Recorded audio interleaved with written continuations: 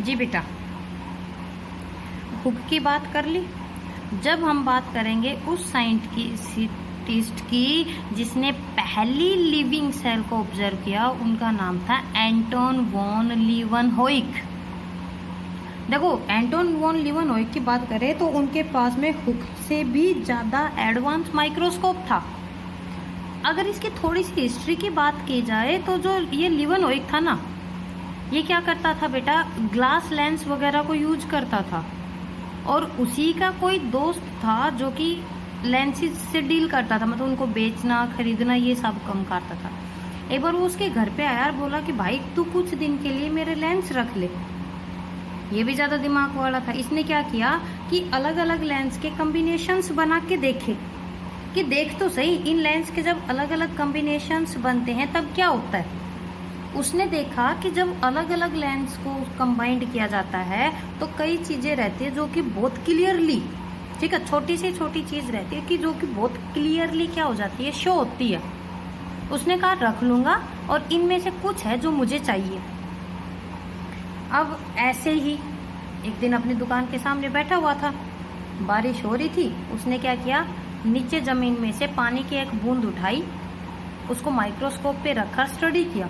तो उसने उसके अंदर हलचल देखी। हलचल का मतलब होता है मूवमेंट देखी।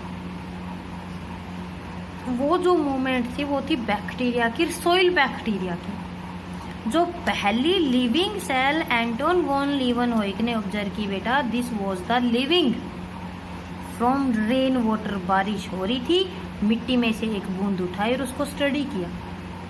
उसको ये लगा कि भाई तूने तो बारिश के पानी में किसी जानवर को निकाल लिया, कोई जानवर होता है बारिश के पानी में। और तब उसने उसको नाम दिया था वाइल्ड एनिमैल्क्यूल। बट एक्चुअल में जिस चीज़ को उसने ऑब्जर्व किया था वो तो एक बैक्टीरियल सेल थी जो कि मिट्टी में थी। अगर इस लीवनहोइक की हम बात करें बेटा, ये हॉलैंड का रहने वाला था और साइंटिस्ट न होते हुए भी हम बहुत सी ऐसी जगह है हमारी बायो में जहाँ पर इसका नाम पढ़ेंगे। क्यों? इसने स्पर्म को डिस्कवर किया, आरबीसी को डिस्कवर किया, प्रोटोजोआ को डिस्कवर किया, पोली एम्ब्रियोनी के बारे में बताया। सिट्रस प्लांट, नींबू, संतरा देखना, एक से ज़्यादा सीड होते हैं, यानी कि उनके अंदर एक से ज़्यादा एम्ब्रियो होते हैं। और एक से ज़्यादा जब एम्ब्रियो होते हैं उस कंडीशन को बोलते हैं पोली एम्ब्रियोनी। उसको डिस्कवर किया। थोड़ा सा जब एनसीईआरटी की तरफ चलते हैं तो एनसीईआरटी कहती है कि जितने भी ऑर्गेनिजम्स हैं वो सेल के बने हुए हैं और कोई भी चीज़ जो इस सेल से छोटे साइज की मिल जाएगी वो पक्का कोई इंडिपेंडेंट यूनिट है ही नहीं, क्योंकि सिर्फ सेल ही है which is the independent living, जो अकेली है, जिंदा है, हमें बनाती है। अगर कोई है तो यानी कि वो लिविंग है ही नहीं। क्लियर? इस जनरल इंट्रोडक्शन को करने के बाद में अब आते हैं हम बुक की तरफ। दो चीज़ें, एक तो मेरी बुक पुरानी और दूसरी आपको शायद कई जगह बड़े अजीब से पेन चलते हुए दिखाई दे रहे होंगे, है ना, आगे भी आएंगे। तो वो मेरा बेटा थोड़ा सा साइंटिस्ट बन जाता है जब कभी भी पेन उसके हाथ में आते हैं। तो जहाँ भी जो गंदगी दिखेगी समझ जाना कि उसी की मेहरबानी है मेरी बुक पे, ठीक है। चलो बेटा, हम बात करते हैं किसकी, सेल थ्योरी की। सेल थ्योरी को देने वाले दो साइंटिस्ट थे जिनका नाम था शेल्डन और सचुआन। इन दोनों साइंटिस्ट ने क्या किया था बेटा, इस सेल थ्योरी को दिया था। क्या नाम लिया मैंने, शेल्डन, और दूसरे का नाम लिया सचुआन। अगर हम शेल्डन की बात करें, शेल्डन वॉज ए बोटनिस्ट। क्या बेटा, जो शेल्डन था वो बोटनिस्ट था और उसने ये देखा कि भाई जितने भी जो प्लांट टिश्यू होते हैं ना, क्या कि जितने भी जो प्लांट टिश्यू होते हैं वो सेल्स के बने हुए रहते हैं। इसका मतलब हुआ सेल ही है जो कि सारे प्लांट टिश्यूज को बनाती है। सचवान, इसने एनिमल टिश्यू को स्टडी किया। ये बोटनिस्ट था, ये जूलॉजिस्ट था। इसने किसको स्टडी किया था, प्लांट टिश्यू को। और जब हम इसकी बात करेंगे, इसने स्टडी किया था जूलॉजिस्ट को। जर्मन के ही थे दोनों। और इसने ये देखा क्या कि एनिमल टिश्यू भी सेल्स के बने हुए हैं, लेकिन जो एनिमल सेल्स होती हैं उनके पास कोई भी सेल वॉल नहीं होती। एनिमल सेल्स के पास सेल वॉल नहीं होती, सिर्फ क्या होती है, प्लाज्मा मेम्ब्रेन। लेकिन ओवरऑल जो शेल्डन बोल रहा था या सचवान बोल रहा था वो चीज़ सेम थी कि चाहे वो प्लांट हो या एनिमल हो, वो एक ही चीज़ के बने हुए हैं। और तब उन दोनों ने मिलके दी सेल हाइपोथेसिस, सेल थ्योरी, कि जितने भी प्लांट या एनिमल बॉडीज रहती हैं वो सारी की सारी सेल्स और उनके प्रोडक्ट की बनी हुई है। क्लियर? उन्होंने इस हाइपोथेसिस को दिया और नाम दिया सेल थ्योरी, जिसको कि उन्होंने 1839 में पेपर में पब्लिश करवा दिया।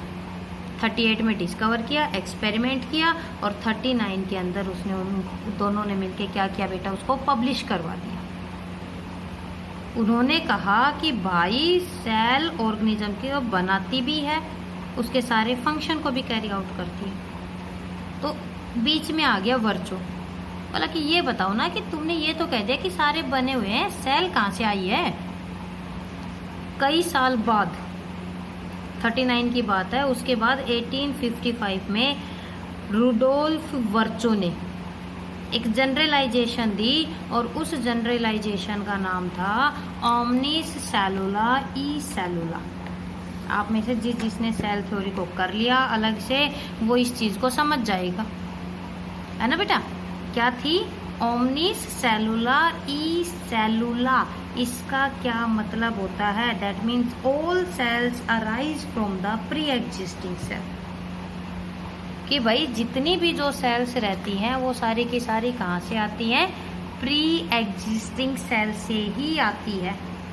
तो उसने क्या किया, उस सेल थ्योरी को क्या कर दिया बेटा, मॉडिफाई कर दिया और नाम दे दिया मॉडर्न सेल थ्योरी, जिसको कि हम सेल डॉक्ट्राइन या सेल प्रिंसिपल के नाम से भी जानते हैं। कुछ नहीं बोला इसने, यही बोला कि जो सेल होती है वो स्ट्रक्चरल यूनिट होती है, ऑर्गेनिजम्स का फंक्शनल यूनिट होती है, इंडिपेंडेंट यूनिट होती है।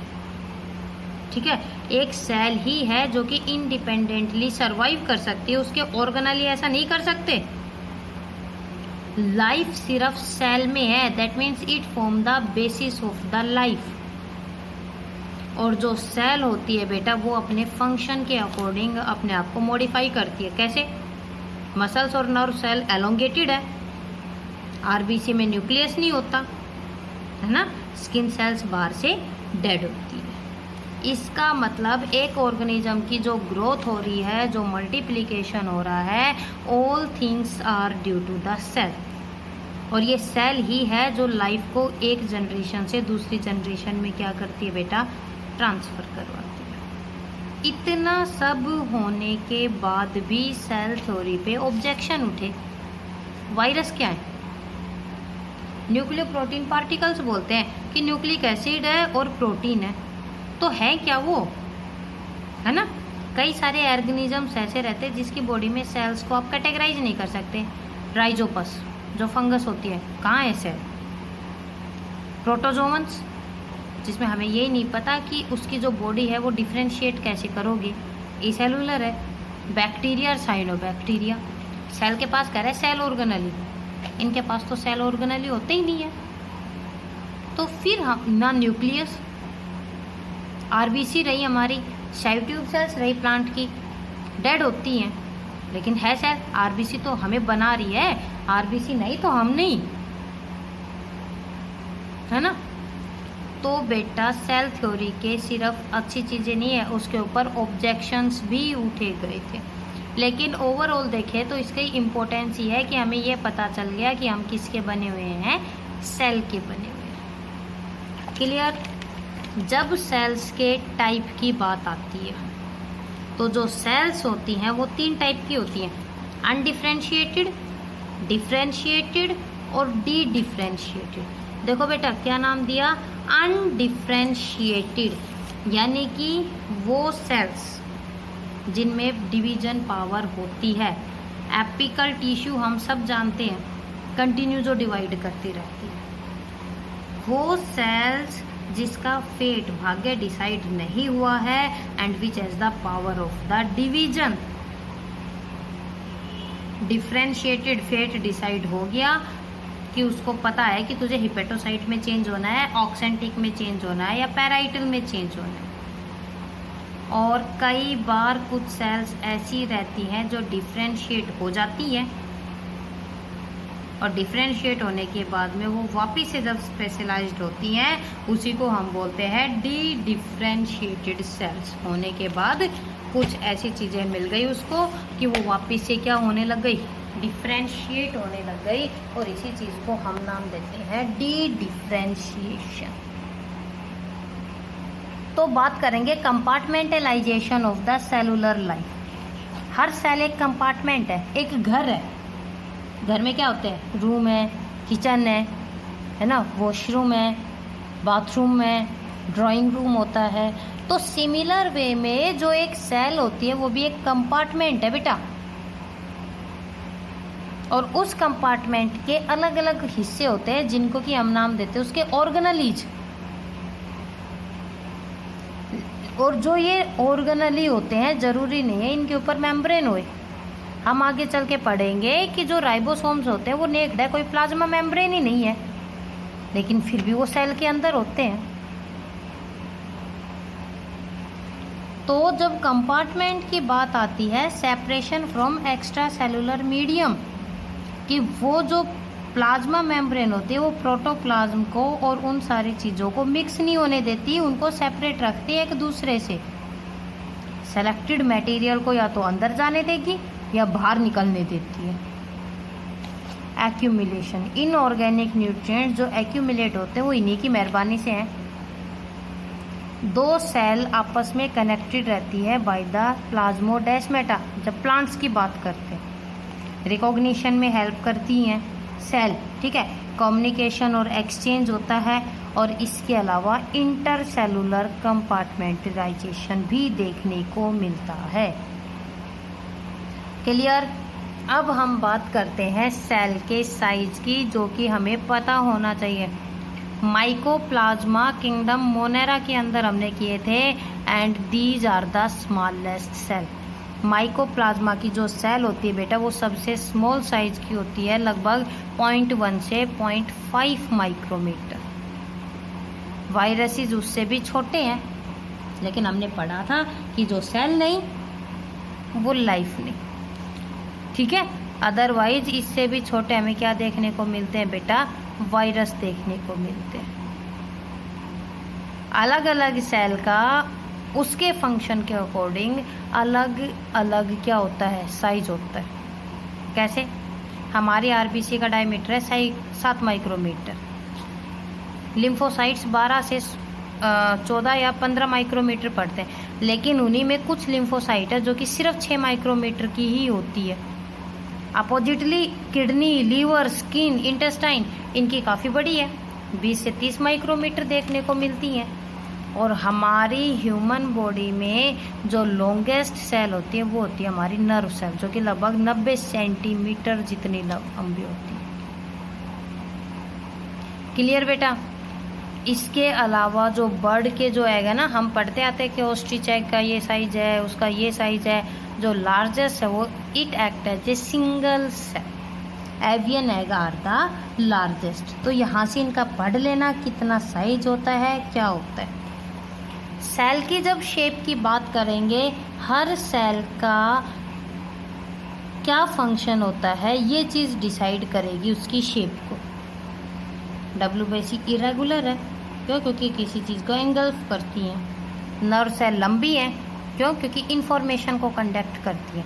स्पर्म्स में टेल है, क्यों, क्योंकि उसको फीमेल जेनाइटेलिया के अंदर मूव करना है। तो बेटा सेल को, जितनी भी लिविंग ऑर्गेनिजम्स के अंदर सेल होती है उनको DNA के ऑर्गेनाइजेशन के बेस पे 2 टाइप में हम डिवाइड करते हैं, प्रोकैरियोटिक सेल और यूकैरियोटिक सेल।